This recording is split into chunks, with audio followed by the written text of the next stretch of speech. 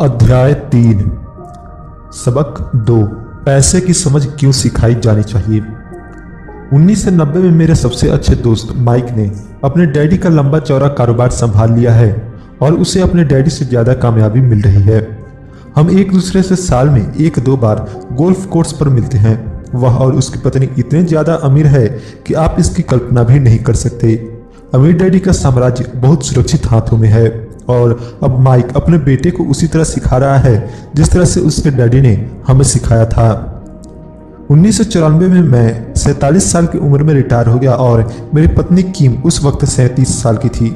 Retirement का यह मतलब नहीं है कि हम काम नहीं करते या आगे काम नहीं करेंगे।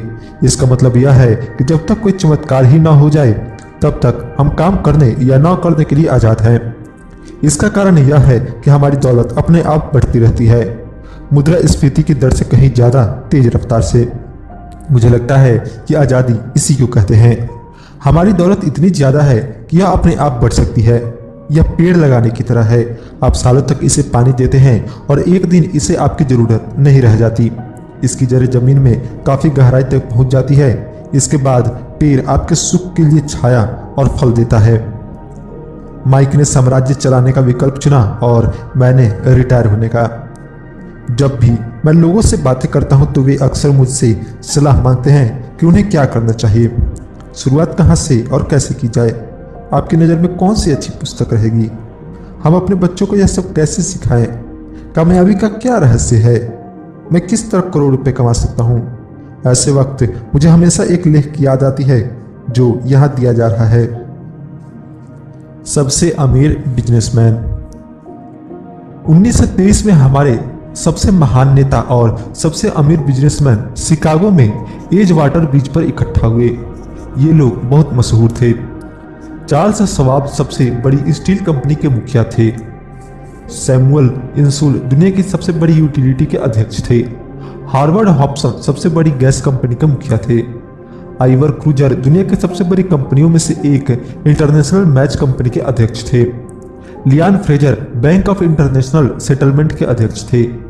Richard Whitney New York stock exchange के मुखिया थे।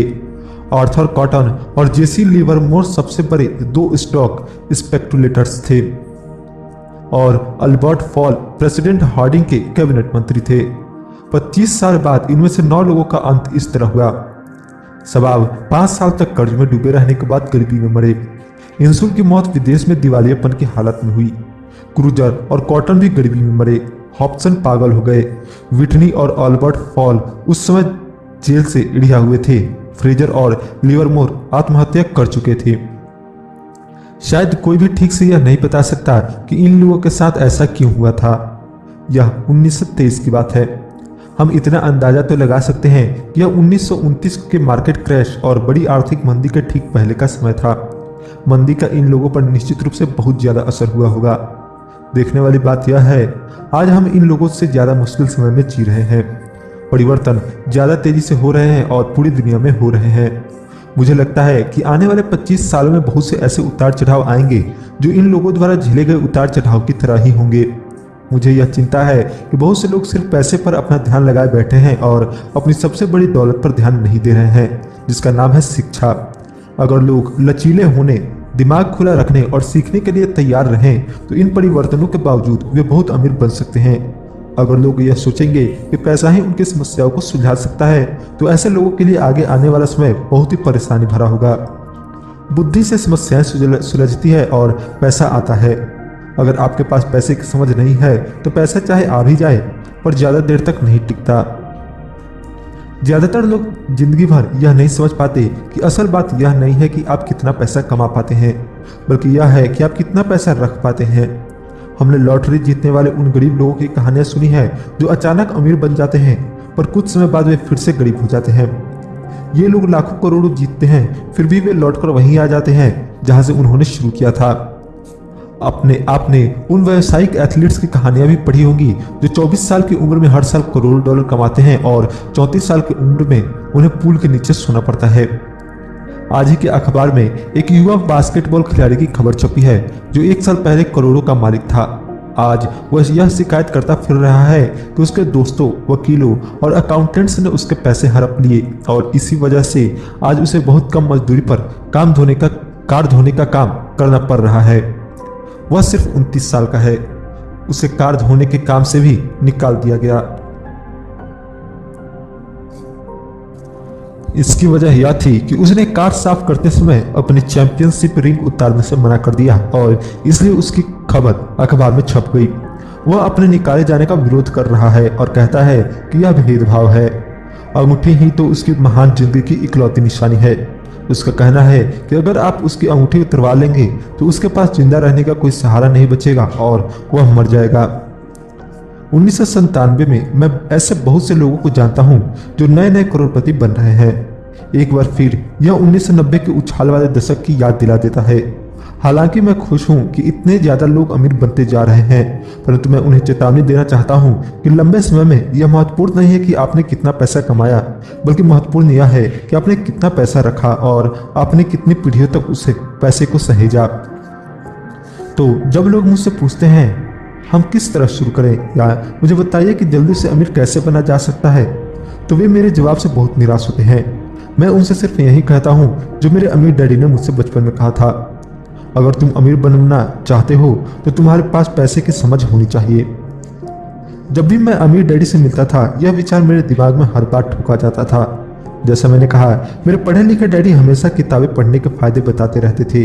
दूसरी तरफ मेरे अमीर डैडी वित्तीय साक्षरता या पैसे की समझ विकसित करने पर जोर देते थे। अगर आप एम्पायर स्टेट बिल्डिंग बनाने जा रहे हैं तो सबसे पहले आपको एक गहरा गड्ढा खोदना पड़ेगा और एक मजबूत नींव डालनी होगी। अगर आप किसी उपनगर में एक घर बनाने जा रहे हैं तो आपको सिर्फ 6 इंच का कंक्रीट का स्लैब डालना होगा। ज्यादातर लोग अमीर बनने के चक्कर में 6 इंच के स्लैब पर एम्पायर स्टेट बिल्डिंग खड़ी करना चाहते हैं। हमारा स्कूल सिस्टम उस जमाने का है जब खेती किसानी ही अर्थव्यवस्था का आधार थी। आज भी यह बिना नींव के घरों में भरोसा जाता है। धूल का फर्श आज भी लोकप्रिय है, इसलिए स्कूल से निकलने वाले बच्चे की कोई आर्थिक नींव नहीं होती है। एक दिन जब उन्हें नींद नहीं आती और वे कर्ज में डूब जाते हैं तो वे अमीर की सपने को देखते हैं और यह फैसला करते हैं कि पैसे की जो समस्या उनके सामने खड़ी है उसे अमीर होकर ही सुलझाया जा सकता है। इमारत बनना शुरू हो जाती है। यह तेजी से ऊपर बढ़ती है और जल्दी एम्पायर स्टेट बिल्डिंग के बजाय हमारे पास सार्बिया का लीनिंग टावर होता है। हमारी रातों की नींद एक बार फिर उड़ जाती है। माइक और मेरे लिए दोनों ही विकल्प संभव थे क्योंकि हमारी आर्थिक नींव मजबूत थी और पैसे की समझ हमें बचपन से सिखाई गई थी। देखा जाए तो अकाउंटिंग शायद दुनिया का सबसे बोरिंग विषय है। यह बहुत उलझन भरा विषय भी है, परंतु अगर आप लंबे समय तक अमीर बनना रहना चाहते हैं तो यह सबसे महत्वपूर्ण विषय भी है। सवाल यह है कि आप इस बोरिंग और उलझन भरे विषय को अपने बच्चों को किस तरह सिखा सकते हैं। इस सवाल का जवाब है इसे आसान बनाकर पहले इसे तस्वीरों के जरिए सिखाएं। अमीर डैडी ने माइक और मेरे लिए एक मजबूत आर्थिक नींव डाली थी। क्योंकि हम लोग छोटे बच्चे थे इसलिए उन्होंने हमें सिखाने का एक आसान तरीका इजाद किया। सालों तक वे केवल चित्र बनाते रहे और उनके साथ शब्दों का इस्तेमाल करके हमें समझाते रहे। जब माइक और मैंने उन आसान डायग्राम की मदद से आर्थिक शब्दावली और पैसे के खेल को समझ लिया तो इसके कई सालों बाद अमीर डैडी ने अंकों को जोड़ना शुरू किया। आज माइक को जितने अकाउंटिंग विश्लेषण की जरूरत है वह उससे भी कहीं सूक्ष्म और जटिल विश्लेषण कर सकता है। उसके पास 10 अरब डॉलर का साम्राज्य है। मैं इतना ज्यादा जटिल विश्लेषण नहीं करता क्योंकि मेरा साम्राज्य छोटा है, परंतु हम दोनों की ही नींव आसान नींव थी। आगे आने वाले पृष्ठों में मैं आपके सामने वही आसान से चित्र खींचूंगा जो माइक के डैडी ने हमारे लिए खींचे थे। हालांकि वे आसान है, परंतु इन चित्रों के सहारे उन्होंने 2 छोटे बच्चों को ठोस और गहरे नींव पर दौलत का बड़ा महल बनाना सिखाया। नियम 1, आपको संपत्ति, एसेट्स और दायित्व, लायबिलिटीज का अंतर पता होना चाहिए और हमेशा संपत्ति ही खरीदनी चाहिए। अगर आप अमीर बनना चाहते हैं तो आपको बस इतना ही जानने की जरूरत है। यह पहला नियम है, यही एकलौता नियम है। यह बहुत आसान लगता है, परंतु ज्यादातर लोगों को यह पता ही नहीं है कि यह नियम कितना महत्वपूर्ण है। ज्यादातर लोग पैसे की समस्याओं में सिर्फ इसलिए उलझे रहते हैं क्योंकि उन्हें यह पता ही नहीं होता कि संपत्ति और दायित्व में क्या फर्क है। अमीर लोग एसेट्स इकट्ठी करते हैं, गरीब और मध्यवर्गीय लोग लाइबिलिटी इकट्ठे करते हैं और मजे की यह बात है कि उन लोगों को यह लगता है कि वे संपत्ति इकट्ठी कर रहे हैं। जब अमीर डैडी ने माइक और मुझे यह बताया तो हमने सोचा कि वे मजाक कर रहे हैं। हम दो बच्चे अमीर बनने का रहस्य जानने के लिए इतने हैरान परेशान थे, जबकि उसका जवाब इतना आसान था। यह इतना ज्यादा आसान था कि हमें इस बात पर सोचने के लिए बहुत देर तक ठहरना पड़ा। संपत्ति क्या होती है? माइक ने पूछा। अभी उस बारे में चिंता मत करो, अमीर डैडी ने कहा। अभी सिर्फ इस विचार को अपने दिमाग में घुस जाने दो। अगर तुम इसे आसानी से समझ सकते हो तो तुम्हारी जिंदगी की एक योजना होगी और तुम्हें जिंदगी भर पैसे की कभी भी दिक्कत नहीं आएगी। यह आसान है, इसलिए इसे अनदेखा कर दिया जाता है। आखा मतलब है कि हमें बस इतना ही जानने की जरूरत है कि संपत्ति क्या है। यह जानने के बाद हम उसे हासिल कर लें और अमीर बन जाए, मैंने पूछा। अमीर डैडी ने हामी भरी। हाँ, यह इतना ही आसान है। अगर यह इतना आसान है तो फिर हर आदमी अमीर क्यों नहीं बन जाता, मैंने पूछा। अमीर डैडी मुस्कुराए। क्योंकि लोग संपत्ति और दायित्व में फर्क नहीं कर पाते। मुझे याद है मैंने पूछा था, वयस्क लोग इतने मूर्ख कैसे हो सकते हैं? अगर यह इतना आसान है और इतना महत्वपूर्ण है तो हर कोई इसे जानना या खोजना क्यों नहीं चाहता? संपत्ति और दायित्व क्या होते हैं, यह समझाने में अमीर डैडी को बस कुछ ही मिनट लगे। बड़े लोगों को यह नियम समझाने में मुझे बहुत कठिनाई होती है। क्यों? क्योंकि बड़े लोग ज्यादा स्मार्ट होते हैं। मैंने अक्सर देखा है कि ज्यादातर लोग आसान विचारों को नहीं समझ पाते। इसका कारण यह है कि उनकी शिक्षा अलग तरह से हुई है। उन्हें दूसरे प्रोफेशनल्स ने पढ़ाया है, जैसे bankers, accountant, real estate agents, financial planners इत्यादि। ज्यादातर बड़े लोगों के सामने मुश्किल यह होती है कि उन्हें बहुत कुछ भूलना पड़ता है और एक बार फिर से बच्चा बनना पड़ता है। एक समझदार वयस्क को अक्सर ऐसा लगता है कि आसान परिभाषाओं पर ध्यान देना मूर्खता है। अमीर डैडी किस सिद्धांत में यकीन रखते थे? कीप इट सिंपल स्टूपिड, मूर्ख, इसे आसान ही रहने दो। इसलिए वे हमें दो छोटे बच्चों के सबक को आसान बनाते थे और इस तरह उन्होंने हमारे पैसे की नींव को ज्यादा मजबूत बना दिया। तो दिक्कत या उलझन किस बात से आती है? या इतनी आसान चीज किस तरह से कठिन बन जाती है? कोई ऐसी संपत्ति क्यों खरीदता है जो असल में दायित्व होती है? इसका जवाब हमें अपनी बुनियादी शिक्षा में मिलता है। हम साक्षरता शब्द पर ध्यान देते हैं और पैसे की साक्षरता को अनदेखा कर देते हैं। कोई वस्तु संपत्ति है या दायित्व, यह कैसे पता चलेगा? अगर आप सचमुच झंझट में फंसना चाहें तो इन शब्दों को डिक्शनरी में देख लें। मैं जानता हूं कि वहां दी हुई परिभाषाएं किसी अकाउंटेंट को अच्छी लगती होंगी, परंतु दिक्कत यह है कि आम आदमी उन्हें पूरी तरह से नहीं समझ पाता।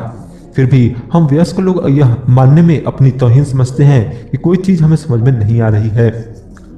छोटे बच्चों को समझाते समय अमीर डैडी ने एक बार कहा था, संपत्ति को शब्दों के नहीं अंकों के द्वारा पढ़ा जाता है, और अगर आप अंकों की नहीं पढ़ सकते तो आपको संपत्ति और जमीन में खुदे गड्ढे में कोई फर्क महसूस नहीं होगा। अकाउंटिंग में अंक महत्वपूर्ण नहीं है, महत्वपूर्ण तो वह बात है जो अंक आपको बता रहे हैं। यह शब्दों की ही तरह है, शब्द महत्वपूर्ण नहीं होते, महत्वपूर्ण वह बात होती है जो शब्दों के जरिए बताई जाती है। कई लोग पढ़ते हैं परंतु ज्यादा समझ नहीं पाते। यह रीडिंग कॉम्प्रिहेंशन या पढ़े हुए को समझने की काबिलियत होती है, और इस क्षेत्र में हम सबकी अलग अलग काबिलियत होती है।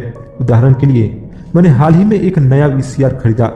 इसके साथ निर्देश पुस्तिका भी थी जिसमें समझाया गया था कि अपने वीसीआर को किस तरह प्रोग्राम किया जाता है। मैं शुक्रवार की शाम को आने वाले अपने फेवरेट टीवी शो को रिकॉर्ड करना चाहता था, पर उस निर्देश पुस्तिका को पढ़ते पढ़ते मैं पागल हो गया। मुझे दुनिया में कोई भी काम इतना मुश्किल नहीं लग रहा था जितना कि अपने वीसीआर को प्रोग्राम करना। मैं शब्दों को पढ़ सकता था, परंतु इसके बावजूद मुझे समझ में कुछ भी नहीं आ रहा था। मुझे शब्दों को पहचानने में ए मिल रहा था, परंतु उन्हें समझने में मुझे एफ मिल रहा था, और यही ज्यादातर लोगों के साथ पैसे के मामले में होता है। अगर आप अमीर बनना चाहते हैं तो आपको अंकों को पढ़ना और उन्हें समझना आना चाहिए। मैंने अपने अमीर डैडी से यह बात हजारों बार सुनी है, और मैंने यह भी सुना है, अमीर लोग संपत्ति इकट्ठी करते हैं जबकि गरीब और मध्य वर्गीय लोग दायित्व इकट्ठे करते हैं। यह बताया जा रहा है कि संपत्ति और दायित्व में क्या फर्क होता है। ज्यादातर अकाउंटेंट और फाइनेंशियल्स प्रोफेशनल्स परिभाषाओं पर आपस में सहमत नहीं होते, परंतु यह आसान चित्र या रेखा चित्र दो छोटे बच्चों के लिए मजबूत वित्तीय नींव डालने में बड़े काम आए। बहुत छोटे बच्चों को सिखाने के हिसाब से अमीर डैडी ने हर चीज को बहुत आसान बनाए रखा और जहां तक बन पड़ा उन्होंने चित्र या रेखा चित्र का प्रयोग ज्यादा किया, शब्दों का उपयोग कम से कम किया और अंकों को तो कई वर्षों तक इस्तेमाल ही नहीं किया। यह एक संपत्ति का कैश फ्लो पैटर्न है। ऊपर दिया हुआ बॉक्स एक इनकम स्टेटमेंट है जिसे अक्सर लाभ और हानि का स्टेटमेंट भी कहा जाता है। यह आमदनी और खर्च बताता है, आने वाला पैसा और जाने वाला पैसा। नीचे का चित्र बैलेंस शीट है। इसे इसलिए यह कहा जाता है क्योंकि इसमें संपत्ति और दायित्वों को एक साथ मिलाकर देखा जाता है, यानी उन्हें बैलेंस किया जाता है। कुछ लोग जिनमें पैसे की समझ नहीं होती इनकम स्टेटमेंट और बैलेंस शीट के बीच के संबंध को नहीं जानते। यह संबंध जानना बहुत जरूरी है। पैसे की तंगी की असली वजह यह होती है कि लोग संपत्ति और दायित्व के बीच के अंतर को ठीक से नहीं समझ पाते। अक्सर इन दोनों शब्दों की परिभाषाएं भी समस्या खड़ी कर देती है। अगर आपको दुविधा में पढ़ना अच्छा लगता है तो आप शब्दकोश उठाकर उसमें संपत्ति और दायित्व शब्दों का मतलब देख लें। अब इन परिभाषाओं का मतलब अकाउंटेंट को तो अच्छी तरह समझ में आ सकता है, परंतु आम आदमी के लिए यह वैसी ही बात हो गई जैसे परिभाषा का मतलब मैंडेरिन जैसी किसी विशेष भाषा में लिख दिया गया हो। आप परिभाषा में लिखे हुए शब्दों को तो पढ़ सकते हैं, परंतु उन्हें अच्छी तरह समझना कठिन है। इसलिए जैसे मैंने पहले कहा था, मेरे अमीर डैडी ने हमेशा दोनों छोटे बच्चों को यह आसान परिभाषा सिखाई। संपत्ति वह होती है जो आपकी जेब में पैसा डालती है। अच्छी, आसान और उपयोग में आने वाली परिभाषा। यह एक दायित्व का कैश फ्लो पैटर्न है। अब चूंकि संपत्ति और दायित्व को चित्रों से समझा दिया गया है, इसलिए शब्दों में दी गई परिभाषाओं को समझना ज्यादा आसान होगा। संपत्ति वह चीज है जो मेरी जेब में पैसे डालती है। दायित्व वह चीज है जो मेरी जेब से पैसे निकालती है। वास्तव में आपको इतना ही जानने की जरूरत है। अगर आप अमीर बनना चाहते हैं तो आप जिंदगी भर संपत्ति खरीदते रहिए। अगर आप गरीब या मध्य वर्गीय आदमी बनना चाहते हैं तो आप दायित्व खरीदते रहिए। इनके बीच के फर्क को न जानने से ज्यादातर लोग जीवन भर पैसे की तंगी से परेशान रहते हैं। पैसों के लिए आदमी इसलिए परेशान होता रहता है क्योंकि वह न तो शब्दों को समझ पाता है न ही अंकों को। जिन लोगों के सामने पैसे की मुश्किलें आ रही हैं उन्हें यह समझ लेना चाहिए कि शब्दों या अंकों में ऐसा कुछ है जिसे वे पढ़ नहीं पा रहे हैं। कोई चीज ठीक से उनकी समझ में नहीं आ रही है। अमीर लोग इसलिए अमीर होते हैं क्योंकि इस मामले में वे पैसे की तंगी से परेशान लोगों से ज्यादा समझदार होते हैं। तो अगर आप अमीर बनना चाहते हैं और अपनी दौलत को बनाए रखना चाहते हैं तो पैसे की साक्षरता और समझदारी महत्वपूर्ण है, शब्दों में भी और अंकों में भी। चित्रों में जो तीर लगे हैं वे पैसे के बहाव यानी कैश फ्लो को बताते हैं।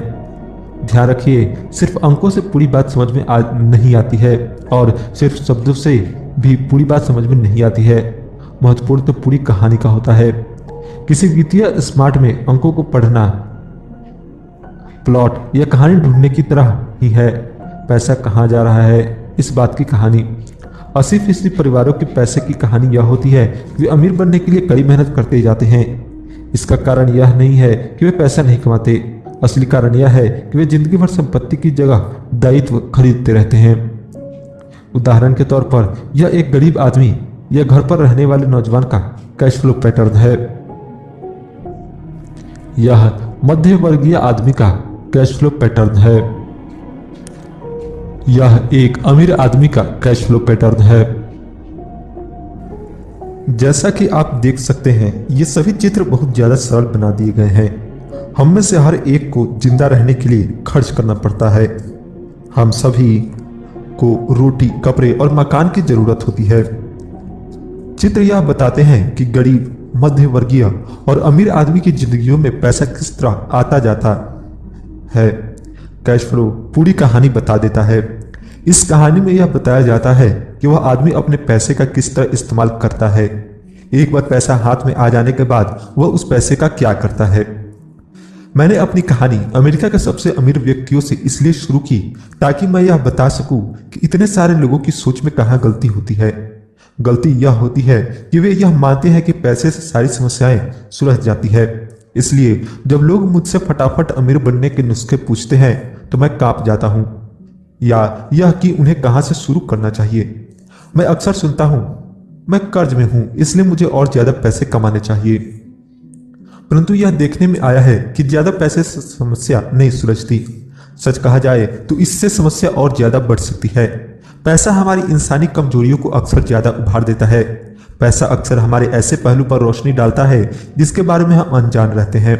इसलिए अगर किसी आदमी को अचानक बहुत सी दौलत मिल जाए, जैसे कि पैतृक संपत्ति, तनख्वाह में भारी बढ़ोतरी या उसकी लॉटरी लग जाए, तो पैसा मिलने के कुछ समय बाद वह अपने पुराने हाल में पहुंच जाता है और कई बार तो उससे भी बुरे हाल में। पैसा आपके दिमाग में चल रहे कैश फ्लो पैटर्न को उजागर करता है। अगर यह पैटर्न ऐसा है कि अपनी पूरी कमाई खर्च करनी है, तो इस बात की बहुत संभावना है कि आपकी आमदनी बढ़ेगी तो आपका खर्च अपने आप बढ़ जाएगा। इसलिए यह कहावत सही है, मूर्ख और उसके पैसे से शानदार दांवते होती है। मैंने यह कई बार कहा है कि हम स्कूल इसलिए जाते हैं ताकि हम शैक्षणिक और व्यावसायिक काबिलियत को हासिल कर सकें। निश्चित रूप से यह दोनों बहुत ही महत्वपूर्ण है। हमारी व्यावसायिक काबिलियत के कारण ही हम पैसा बनाना सीखते हैं। 1960 के दशक में जब मैं हाई स्कूल में था, यह माना जाता था कि अगर कोई पढ़ने लिखने में अच्छा है तो वह होनहार विद्यार्थी आगे जाकर डॉक्टर बनेगा। अक्सर उस बच्चे से यह नहीं पूछा जाता था कि क्या वह डॉक्टर बनना चाहेगा, यह मान लिया जाता था। इसका कारण यह था कि इस धंधे में सबसे ज्यादा पैसा नजर आता था। आज डॉक्टरों के सामने पैसे के बहुत संकट है, जो भगवान न करे किसी और के सामने हो। बीमा कंपनियां इस व्यवसाय पर काबू किए हैं, सरकार भी दखल दे रही है और अदालतों में मुआवजे के केस दायर हो रहे हैं इत्यादि। आज बच्चे बास्केटबॉल स्टार बनना चाहते हैं, टाइगर वुड्स की तरह गोल्फर बनना चाहते हैं, कंप्यूटर विशेषज्ञ बनना चाहते हैं, movie star, rock star, beauty queen या वॉल स्ट्रीट पर ट्रेडर बनना चाहते हैं। इसलिए क्योंकि अब दौलत, शोहरत और इज्जत इन्हीं जगहों पर है। इसी कारण स्कूलों में बच्चों को अच्छा पढ़ने के लिए प्रेरित करना मुश्किल हो गया है। वे जानते हैं कि व्यावसायिक सफलता का शैक्षणिक सफलता से कोई सीधा संबंध नहीं है, जैसा कभी हुआ करता था। क्योंकि विद्यार्थियों में स्कूल छोड़ते समय पैसे की कोई समझ नहीं होती है, इसलिए करोड़ों पढ़े लिखे लोग अपने कारोबार में तो सफल हो जाते हैं, परंतु बाद में वे पैसे की तंगी से जूझते रहते हैं। वे और ज्यादा मेहनत करते हैं परंतु अपनी समस्याओं से जीत नहीं पाते। उनकी शिक्षा में कमी यह नहीं है कि उन्हें पैसा कमाना नहीं सिखाया गया, बल्कि यह है कि उन्हें पैसा खर्च करने का तरीका नहीं सिखाया गया। पैसा बनाने के बाद उसका किस तरह इस्तेमाल किया जाए और उसे किस तरह संभाला जाए, इसे पैसे की समझ कहते हैं। पैसा एक बार कमाने के बाद उसका क्या किया जाए, इसे अपने पास कितने लंबे समय तक रुका जाए और अपने पैसे से कड़ी मेहनत कैसे करवाई जाए। ज्यादातर लोग यह नहीं बता पाते कि उनकी पैसे की तंगी का कारण क्या है। ऐसा इसलिए होता है क्योंकि उनमें कैश फ्लो की समझ नहीं होती।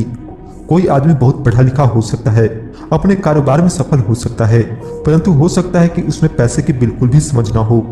ऐसे लोग अक्सर जरूरत से ज्यादा कड़ी मेहनत करते हैं क्योंकि उन्होंने कड़ी मेहनत करना तो सीखा है, परंतु पैसे से अपने लिए कड़ी मेहनत करवाना नहीं सीखा। यह कहानी बताती है कि पैसे का सुख भरा सपना किस तरह दुख भरे सपने में बदल जाता है।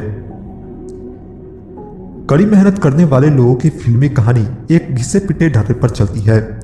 हाल में शादीशुदा खुश बहुत पढ़े लिखे पति पत्नी साथ साथ किराए के मकान में रहने लगते हैं। जल्द ही उन्हें यह लगने लगता है कि वे पैसा बचा रहे हैं, क्योंकि दो लोगों के साथ साथ रहने का खर्च भी लगभग उतना ही होता है जितना कि अकेले आदमी का। समस्या यह है कि जिस अपार्टमेंट में वे रहते हैं वह छोटा है। वे अपने सपनों का घर खरीदने के लिए पैसे बचाने लगते हैं ताकि वे बच्चे पैदा कर सकें। अब उनके पास 2 तनख्वाहें होती है और वे अपने कैरियर पर ज्यादा ध्यान देने लगते हैं। उनकी आमदनी बढ़ने लगती है।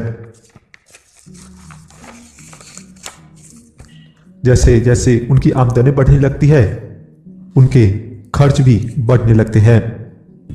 ज्यादातर लोगों के लिए पहले नंबर का खर्च होता है टैक्स।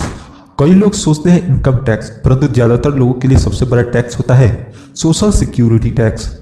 कर्मचारी को ऐसा लगता है कि social security tax Medicare tax को मिलाकर कुल टैक्स लगभग 7.5% के करीब होता है, परंतु हकीकत में यह 15% होता है, क्योंकि आपके बॉस को भी सोशल सिक्योरिटी की उतनी ही रकम मिलानी पड़ती है।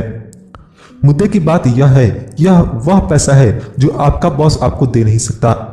इससे भी बड़ी बात यह है कि आपको अपने वेतन में से कटे सोशल सिक्योरिटी टैक्स की रकम पर इनकम टैक्स भी देना होता है, और यह ऐसी आमदनी होती है जो आपके हाथ में नहीं आई है बल्कि सीधे ही सोशल सिक्योरिटी में चली गई है। फिर दायित्व बढ़ने लगते हैं। इसे समझने का सबसे अच्छा तरीका यह है कि हम वापस युवा पति पत्नी की कहानी की तरफ चलें। उनकी आमदनी बढ़ने के कारण वे फैसला करते हैं कि अब वे किराए के मकान में नहीं रहेंगे, बल्कि अपने सपनों का घर खरीद लेंगे। जब वे अपने घर में पहुंच जाते हैं तो उन पर एक नए टैक्स का बोझ आ जाता है, जिसे प्रॉपर्टी टैक्स कहते हैं।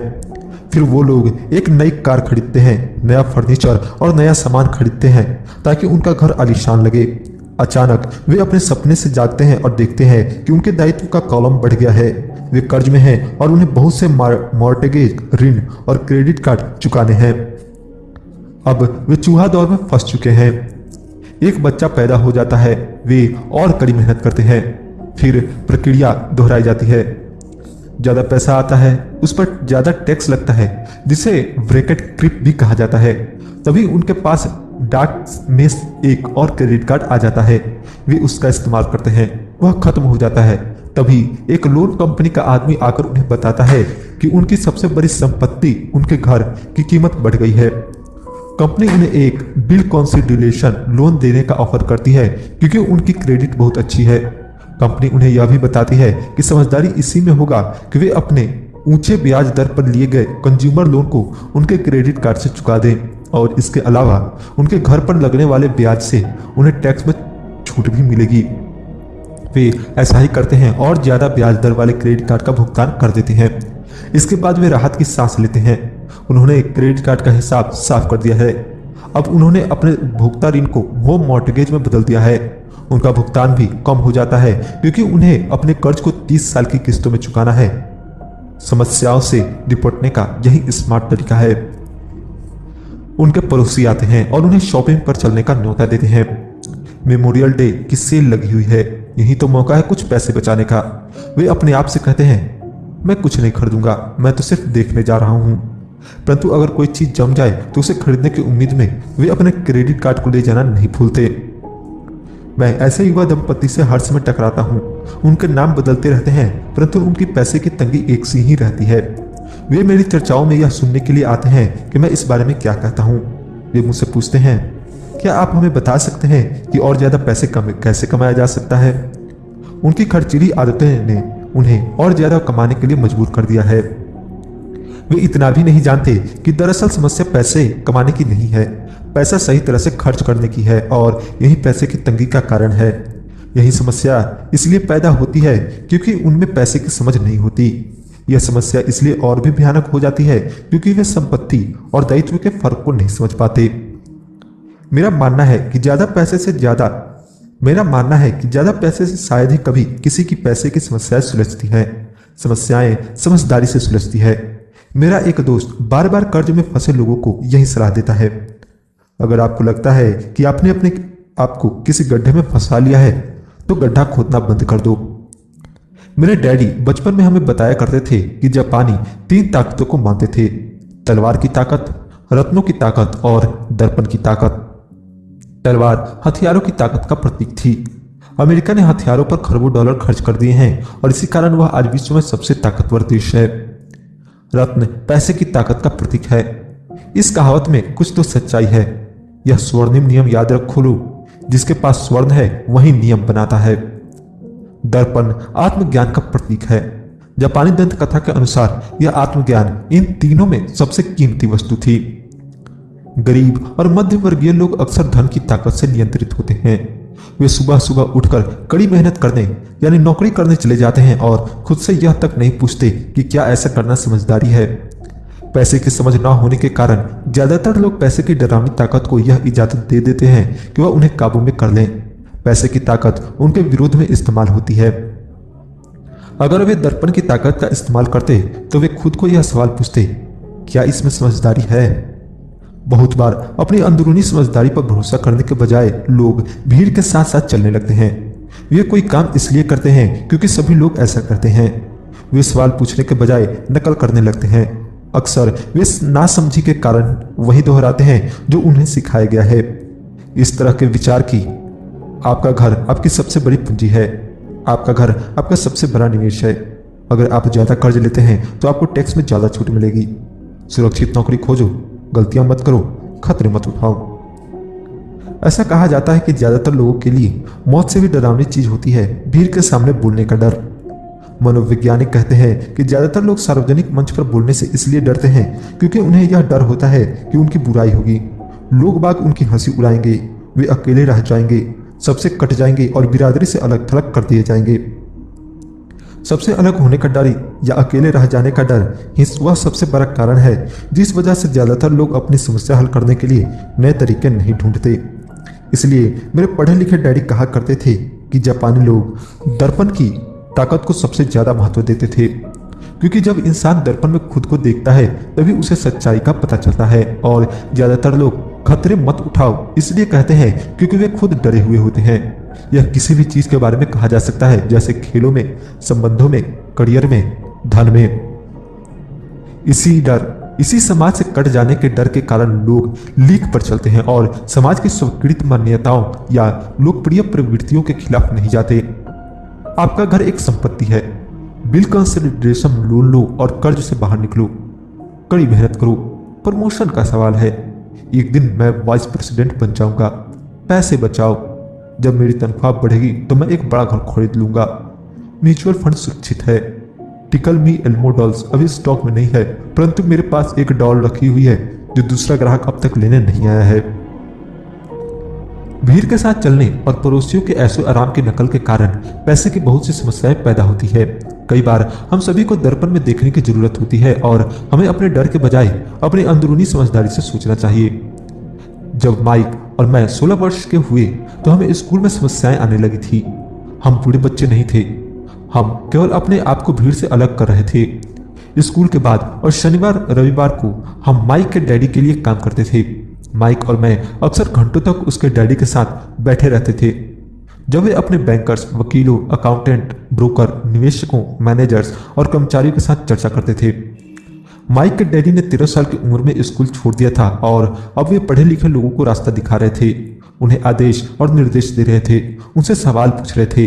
पढ़े लिखे लोग उनकी एक आवाज पर दौड़े चले आते थे और उनके गुस्से से डरते थे। यह आदमी कभी भीड़ के साथ नहीं चला। इस आदमी ने खुद के दम पर सोचा और फैसले किए। उन्हें इन शब्दों से चीड़ होती थी, हमें इसे तरह से इसलिए करना पड़ेगा क्योंकि सभी लोग इस तरह से करते हैं। वे नहीं हो सकता से भी बहुत चिढ़ते थे। अगर आप उनसे कोई काम करवाना चाहते थे तो आपको बस इतना ही कहना था, मुझे लगता है कि आप इसे नहीं कर सकते। माइक और मैं उनके साथ रहकर जितना सीखे उतना हमने स्कूल में बिताए सालों में कभी नहीं सीखा, कॉलेज में भी नहीं। माइक के डैडी के पास स्कूल की शिक्षा तो नहीं थी परंतु उनके पास पैसे की शिक्षा थी और इसी कारण वे सफल भी हुए थे। वे हमें बार बार बताया करते थे, एक समझदार आदमी अपने से ज्यादा समझदार लोगों को नौकरी पर रख सकता है। इसलिए माइक और मुझे समझदार लोगों की बातें सुनने और उनसे सीखने का लाभ मिला। परंतु इसके कारण माइक और मैं दोनों ही उस सामाजिक मान्यता के साथ नहीं चल पाए जो हमारे शिक्षक हमें सिखाते थे और इस वजह से कई समस्याएं पैदा हो गई। जब कोई टीचर कहता था अगर तुम अच्छे नंबर नहीं मिलते तो तुम दुनिया में कुछ नहीं कर सकते, तो माइक और मैं अपनी भौहें चढ़ा लेते थे।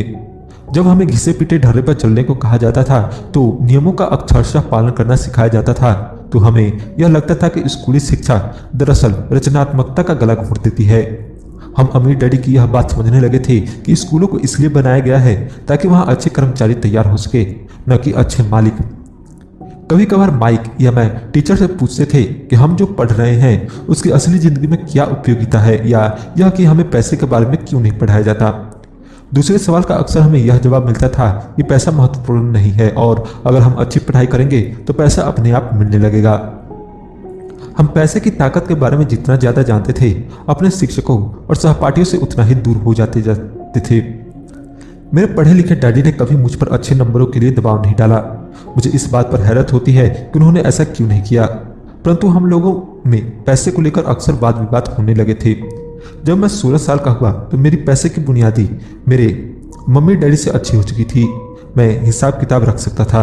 मैं tax, accountant, corporate attorney, bankers, real estate brokers, निवेशकों इत्यादि की बातें सुनता था। मेरे डैडी शिक्षकों से बातें करते थे। एक दिन मेरे डैडी मुझसे बता रहे थे कि हमारा घर हमारे लिए सबसे बड़ा निवेश है। इस बात को लेकर हम लोगों में बहस हो गई जब मैंने उन्हें यह बताया कि घर हमारे लिए एक अच्छा निवेश क्यों नहीं है। आगे आने वाले चित्र से यह साफ हो जाता है कि अपने अपने घरों को लेकर मेरे अमीर डैडी और मेरे गरीब डैडी के विचारों में कितना अंतर था। एक डैडी के हिसाब से उनका घर एक संपत्ति थी, जबकि दूसरे डैडी के हिसाब से यह एक दायित्व था। मुझे याद है मैंने नीचे वाला चित्र खींचकर अपने डैडी को कैश फ्लो की दिशा समझाने की कोशिश की थी। मैंने उन्हें यह भी बताया था कि घर के साथ साथ उससे जुड़े कुछ दीगर खर्च भी बढ़ जाते हैं। एक ज्यादा बड़े घर का मतलब था और ज्यादा खर्च, और इसका मतलब यह भी था कि कैश फ्लो खर्च के कदम से होकर गुजरता था। आज भी लोग बाग मुझसे इस बात पर बहस करते हैं कि उनका घर संपत्ति क्यों नहीं होता। मैं जानता हूं कि बहुत से लोगों के लिए खुद का घर उनका सबसे बड़ा सपना होता है और इसलिए वे इसे अपने सबसे बड़ा निवेश मानते हैं। अपने घर के मालिक होने से ज्यादा अच्छा कुछ भी नहीं है। मैं इस लोकप्रिय मान्यता को देखने का एक और नजरिया सुझाना चाहता हूं। अगर मैं और मेरी पत्नी एक ज्यादा बड़ा और आलीशान मकान खरीदने की बात सोचते हैं तो हम जानते हैं कि यह एक संपत्ति नहीं होगी बल्कि एक दायित्व होगी, क्योंकि इससे हमारी जेब से पैसा निकल जाएगा। तो यह रहा मेरा तर्क।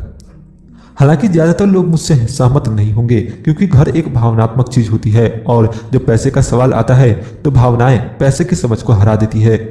मुझे व्यक्तिगत अनुभव से पता है कि पैसा हर फैसले को भावनात्मक बना देता है। पहला, जब घर की बात आती है तो मैं यह बताना चाहता हूं कि ज्यादातर लोग उस घर की कीमत चुकाने के लिए जिंदगी भर काम करते हैं जिसके वे कभी पूरे मालिक नहीं होते। दूसरे शब्दों में, ज्यादातर लोग एक घर खरीदने के कुछ सालों बाद दूसरा घर खरीदते हैं और हर बार पहले मकान के लिए जो कर्ज लेते हैं उस पर उनके पास हर बार फिर से 30 साल का नया कर्ज हो जाता है। दूसरा, हालांकि लोगों को मॉर्टगेज पेमेंट पर ब्याज के लिए टैक्स में छूट मिलती है, परंतु वे अपने दीगर खर्चों के लिए टैक्स के बाद मिलने वाले डॉलरों का उपयोग करते हैं अपनी मॉर्टगेज पूरी तरह चुकाने के बाद भी। तीसरा, प्रॉपर्टी टैक्स। मेरी पत्नी के मम्मी डैडी को धक्का लगा जब उनके घर का प्रॉपर्टी टैक्स $1000 प्रति माह तक पहुंच गया। यह तब हुआ जब वे रिटायर हो चुके थे और इस बढ़ोतरी से उनका रिटायरमेंट के बाद का बजट गड़बड़ा गया और उन्हें मजबूरन मकान बदलना पड़ा। चौथा, घर की कीमत हमेशा नहीं बढ़ती। मेरे कुछ दोस्त हैं जिन्होंने अपने घर के लिए कर्ज लिया था। उन्हें $10 लाख से भी ज्यादा का कर्ज चुकाना है, पर आज उस घर की कीमत $7 लाख से ज्यादा नहीं है। पांचवा, सबसे बड़े नुकसान अक्सर गंवाने की वजह से होते हैं। अगर आपका सारा पैसा मकान में फंसा रहता है तो आपको ज्यादा कड़ी मेहनत करनी पड़ती है ताकि आपका घर खर्च चलता रहे। इस दौरान आपके संपत्ति वाले कॉलम में कोई बढ़ोतरी नहीं होती। अगर एक युवा पति पत्नी शुरुआत में ही अपना पैसा संपत्ति वाले कॉलम में लगाएं तो उनके आगे के साल आराम से गुजरेंगे, खासकर उस समय जब वे अपने बच्चों को कॉलेज में भेजेंगे। इस दौरान उनकी संपत्ति भी बढ़ जाएगी और उनके खर्चे भी आराम से चलते रहेंगे। अक्सर ऐसा होता है कि आपका घर आपके बढ़ते हुए खर्च के भुगतान के लिए होम इक्विटी लोन का साधन बन जाता है। संक्षेप में, अपना घर खरीदने का फैसला बहुत खर्चीला पड़ता है। इसके बजाय बेहतर यह होगा कि जल्दी ही इन्वेस्टमेंट पोर्टफोलियो बना लिया जाए। किसी आदमी पर इसका असर कम से कम 3 तरह से पड़ता है। पहला, समय की बर्बादी, क्योंकि इस दौरान दूसरी संपत्तियों का मूल्य बढ़ गया होता है। दूसरा, अतिरिक्त पूंजी की बर्बादी, जिसे दोबारा निवेश किया जा सकता था, जबकि घर खरीदने के बाद आपको घर से सीधे जुड़े बहुत से खर्च उठाने पड़ते हैं। तीसरा, शिक्षा की बर्बादी। अक्सर ऐसा होता है कि लोग यह मानते हैं कि उनके संपत्ति वाले कॉलम में उनका घर, बचत और रिटायरमेंट प्लान आते हैं। क्योंकि उनके पास निवेश करने के लिए पैसा नहीं होता, इसलिए वे बिल्कुल भी निवेश नहीं करते हैं। इस कारण उन्हें निवेश का अनुभव कभी नहीं मिल पाता। ज्यादातर लोग कभी एक समझदार निवेशक नहीं बन पाते और सबसे बढ़िया निवेश सामान्य तौर पर सबसे पहले समझदार निवेशकों को बेचे जाते हैं, जो बाद में उन्हें सुरक्षित खेलने वाले लोगों को बेचते हैं। मेरे पढ़े लिखे डैडी का फाइनेंशियल स्टेटमेंट चूहा दौर में फंसे व्यक्ति का सबसे अच्छा उदाहरण है।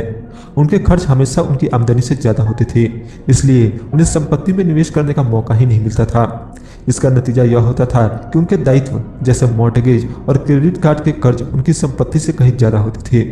अगला चित्र 1000 शब्दों की तरह एक कहानी बताता है। पढ़े लिखे डैडी का फाइनेंशियल स्टेटमेंट। दूसरी तरफ मेरे अमीर डैडी का फाइनेंशियल स्टेटमेंट यह दिखाता है कि वे जी जान लगाकर निवेश कर रहे थे और उन्होंने अपने दायित्वों को कम से कम रखा था। अमीर डैडी का फाइनेंशियल स्टेटमेंट।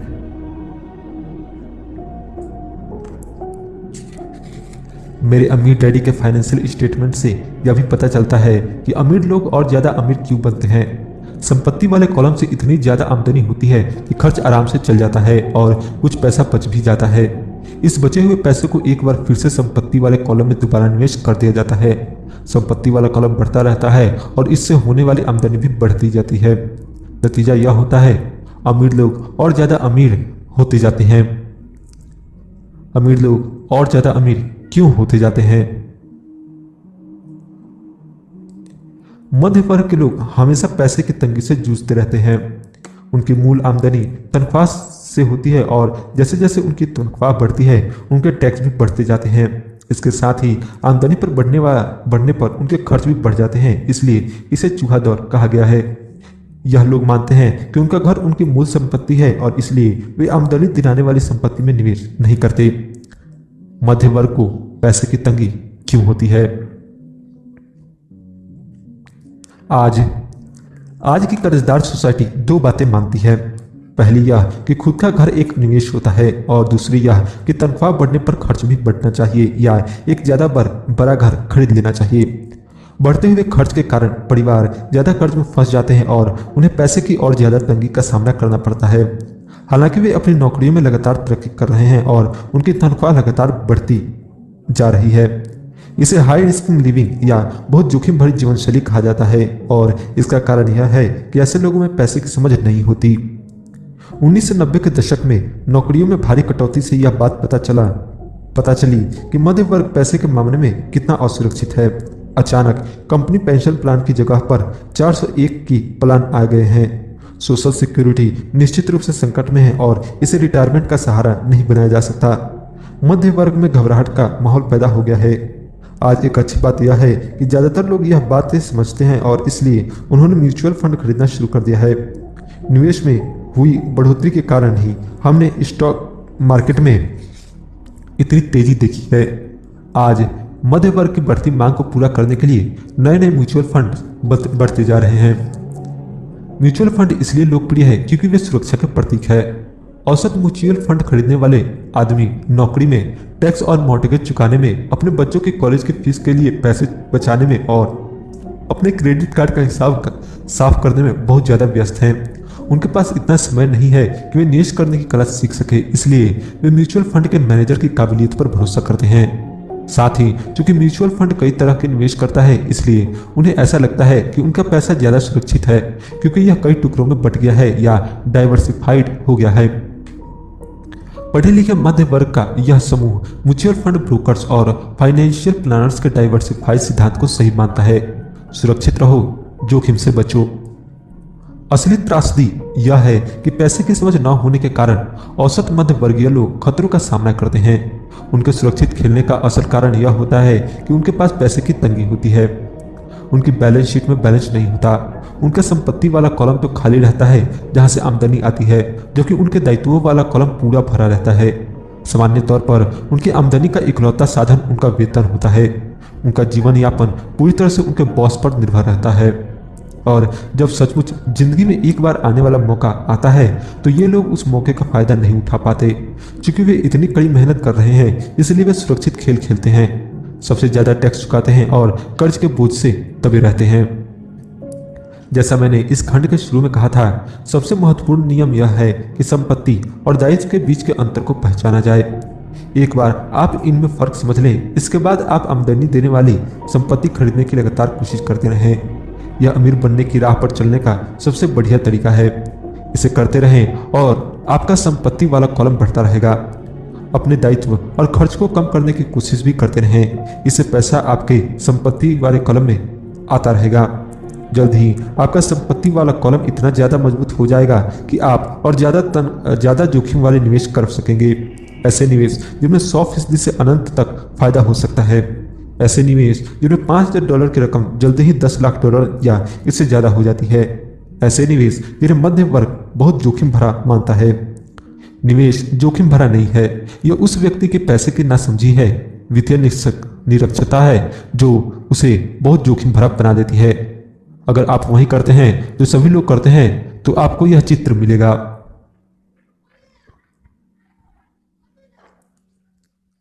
यह एक कर्मचारी होने के नाते जो घर का मालिक भी है, आपकी नौकरी का पैटर्न सामान्यतः यह होता है।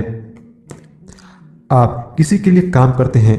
तनख्वाह पर काम करने वाले ज्यादातर लोग मालिक को या शेयर होल्डर्स को ज्यादा अमीर बना रहे हैं। आपकी कोशिशों, मेहनतों और सफलता से दरअसल आपका मालिक सफल होता है और उसके रिटायरमेंट में मदद मिलती है। आप सरकार के लिए काम करते हैं। आप इसे देख पाएं इससे पहले ही सरकार आपकी तनख्वाह में से अपना हिस्सा ले लेती है। ज़्यादा कड़ी मेहनत करके आप सरकार को देने वाले टैक्स में बढ़ोतरी करते हैं। ज़्यादातर लोग जनवरी से मई तक सिर्फ सरकार के लिए काम करते हैं। आप बैंक के लिए काम करते हैं। टैक्स चुकाने के बाद आपका सबसे बड़ा खर्च आमतौर पर अपना मॉर्टगेज और क्रेडिट कार्ड का कर्ज चुकाना होता है। अगर आप सिर्फ ज्यादा कड़ी मेहनत से काम करते जाएं तो समस्या यह है कि तीनों ही मामलों में आपकी ज्यादा मेहनत से किसी और को ज्यादा फायदा मिलता है। आपको यह सीखना चाहिए कि आपकी ज्यादा मेहनत से किस तरह आपको और आपके परिवार को सीधा फायदा मिल सकता है। अगर आप यह फैसला कर भी लें कि आप अपने काम से काम रखेंगे, फिर भी आपको यह नहीं पता होता कि आपके लक्ष्य को किस तरह से निर्धारित किया जाए। ज्यादातर लोग अपने प्रोफेशन को बनाए रखना चाहते हैं और अपनी तनख्वाह के सहारे ही संपत्ति बनाना चाहते हैं। जब उनकी संपत्ति बढ़ती है तो वे किस तरह अपनी सफलता का आकलन करते हैं। कब कोई आदमी यह महसूस करता है कि वह अमीर है कि उसके पास दौलत है। संपत्ति और दायित्व की मेरी अपनी परिभाषाओं की तरह दौलत के बारे में भी मेरी अपनी परिभाषा है। दरअसल मैंने इसे बंकमिस्टर फुलर नामक व्यक्ति से सीखा है। कुछ लोग उसे नीम हकीम कहते हैं और कई लोग उसे एक जीता जागता जीनियस कहते हैं। सालों पहले सभी वास्तुविद इसलिए हैरान हो गए थे क्योंकि 1961 में उसने जियोडेसिक डोम के पेटेंट के लिए आवेदन दिया था और उस आवेदन में फुलर ने दौलत के बारे में भी कुछ कहा था। पहले तो उसका ठीक ठाक मतलब समझ में नहीं आया था, परंतु उसे कई बार पढ़ने के बाद इसका मतलब समझ में आने लगा। दौलत किसी आदमी की वह योग्यता है जिसके सहारे वह आगे आने वाले इतने दिनों तक जिंदा रह सकता है। यानी अगर मैं आज काम करना बंद कर दूं तो मैं कितने समय तक जिंदा रह सकता हूं। यह नेटवर्थ की तरह नहीं है जो आपकी संपत्ति और दायित्व के बीच का अंतर है। हर व्यक्ति को लगता है कि उसके पास जो सामान है वह कीमती है, परंतु इस परिभाषा से सचमुच सही आकलन किया जा सकता है। मैं अब आकलन कर सकता हूं और सचमुच जानता हूं कि आर्थिक रूप से आजाद होने के मेरे लक्ष्य के संदर्भ में मैंने कितनी तरक्की कर ली है। हालांकि नेटवर्थ में ऐसी चीजें भी आ जाती है जिनसे पैसा नहीं आता, जैसे वह वस्तु जो आपके गैरेज में खड़ी है। दौलत का सीधा सा हिसाब यह है कि आपका पैसा कितना पैसा बना रहा है और इसलिए आप आर्थिक रूप से कितने दिनों तक जिंदा रह सकते हैं।